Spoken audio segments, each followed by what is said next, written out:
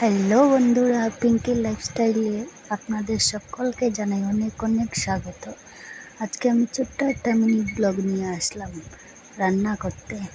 ঝিঙ্গে আলু রুই মাছের ঝোল আর মাছের ডিম বড়া।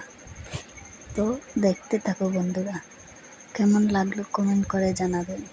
যদি আমার ভিডিও ভালো লেগে থাকে তাহলে লাইক কমেন্ট শেয়ার সাবস্ক্রাইব করতে ভুলবেন না। Please my new channel subscribe me. এইদিকে আমি মাছটা ভালো করে ধুয়ে নিচ্ছি, সাথে ডিম।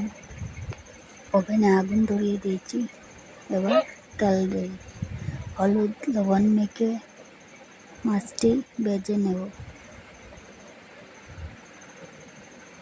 একে একে সবগুলো মাছ দিয়ে দেব। এবার ভালোভাবে ভেজে নেব। তারপর ডিমের মধ্যে পেঁয়াজ কাঁচামরিচ দিয়ে ভালো করে মেখে নেব।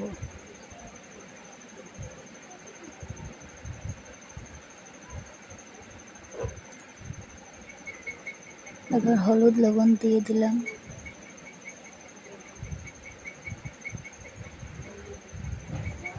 হয়ে গেল। এবার তেলের মধ্যে একে একে ছেড়ে দেব।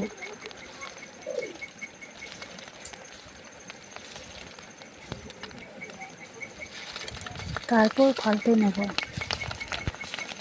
দেখো বন্ধুরা, আমার মাছের ডিম হয়ে গেছে বড়া।